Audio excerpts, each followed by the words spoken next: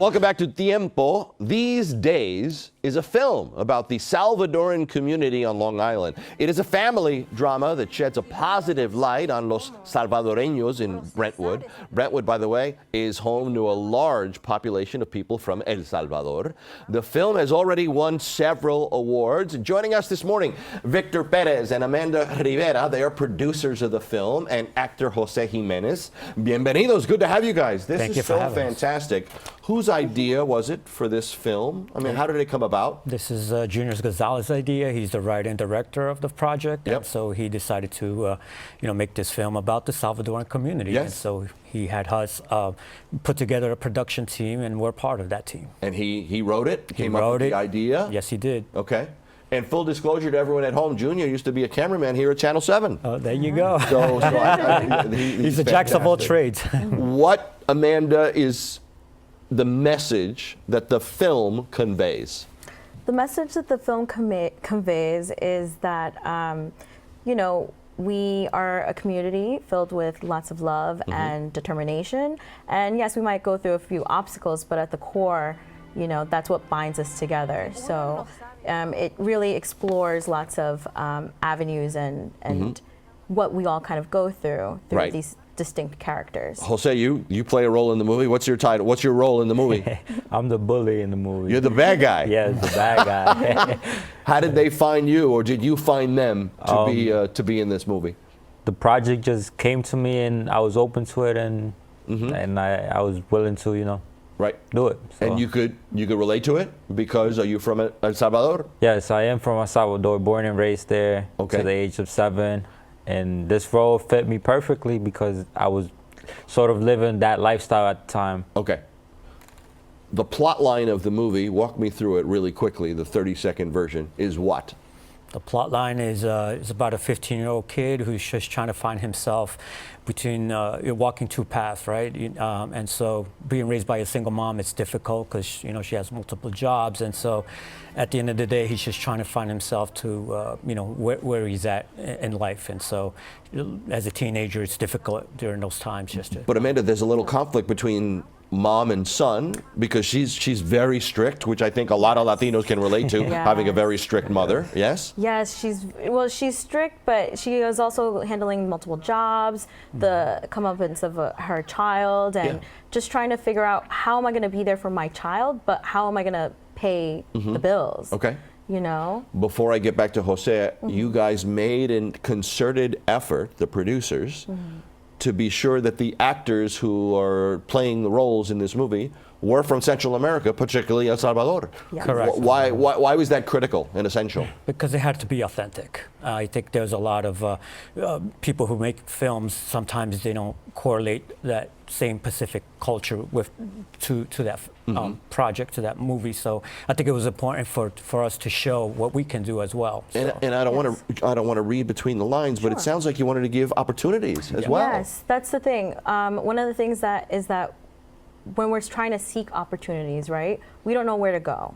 And this was actually the first time where we said, all right, you know what, we're going to look for our local talent. We're going to make sure that they are Central American, and we're just going to give them an opportunity to shine. They can receive the script, and they can give themselves to that script. And that will, And Jose, was acting something, I don't know how old you are, but was acting something that you've wanted to do since a very young age? I'm 21 now, but no, never really thought about it. And what was the hardest part?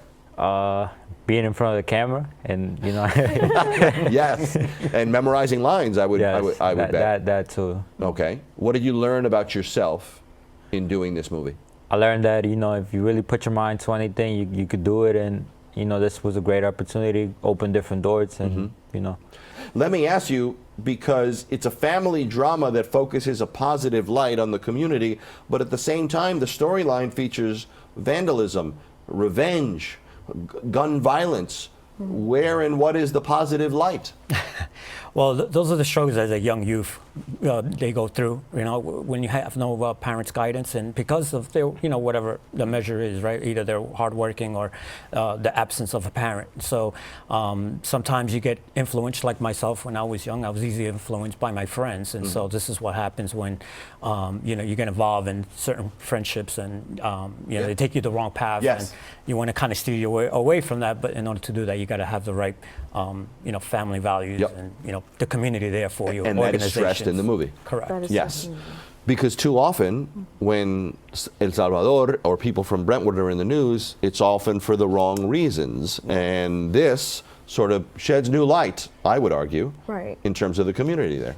Yeah, and we also illustrate that through the mural that the central character, Jay, paints. That could be an outlet for a lot of kids that they might not realize, or they don't really know who to talk to. So this was also loosely based off of an organization called Strong Youth out in Long Island, and they are a nonprofit that focuses on gang youth prevention. So they do a lot of things, like, for example, bringing kids to, let's say, the net show, the net basketball game, or incorporating people like Jose, who was one of our actors from that program, and showing them, hey, you can also be a part of this independent film. Things of that manner that, like, they don't realize that they Jose, have. educate the viewing audience in the sense of the pressures that young Salvadorans in Brentwood face about decisions they can make regarding which path their life will go. I feel sometimes you come to this country and you peer pressure because that's all you know back home. And they don't realize that you have different options, like going to school, getting education, getting a good job, and making something out of yourself. You don't know about the option if you don't know the option is there. Exactly. Right? And the Civil War back home, educate me on that. I mean, that had something to do with the number of people who've left the homeland to come here, correct? Yeah, that happened in the late 70s, throughout early 90s. It was through that Civil War, there was a large influx of Salvadorans that left the homeland and came to the U.S. to find a better opportunity. And so it was a challenging time, challenging period at that time. But Amanda, how does that period relate to what's going on in Brentwood and in other places today? Yeah, because you're so focused on surviving in both the United States and also just trying to, like I said, put food on the table. You're not focused on first of all, you're not focused on your mental health. You're not focused on other possibilities, or even for your children. You want to provide for them, but you mentally just don't have the capacity to do so. And we got about a minute left. Two more questions.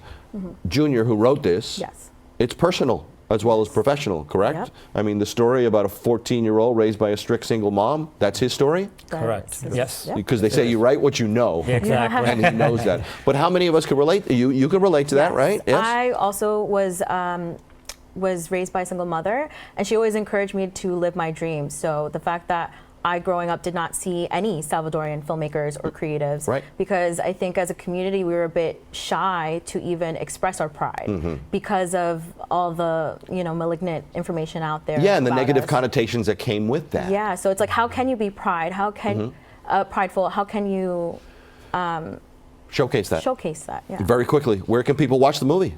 Great. Just go to our website, thesedaysmovie.com, or Instagram, and we'll keep you up to date as far as, sometime in... Because there's some good news too, right? Yes, there is some good news. We just signed a contract with a distributor, so just keep going to the website. And sometime early next year, we'll be in some streaming platform services. Maybe in some theaters too. That will be nice. Absolutely. Congratulations. Thank you so much. Send Junior, I know he's on the West Coast, send him our regards.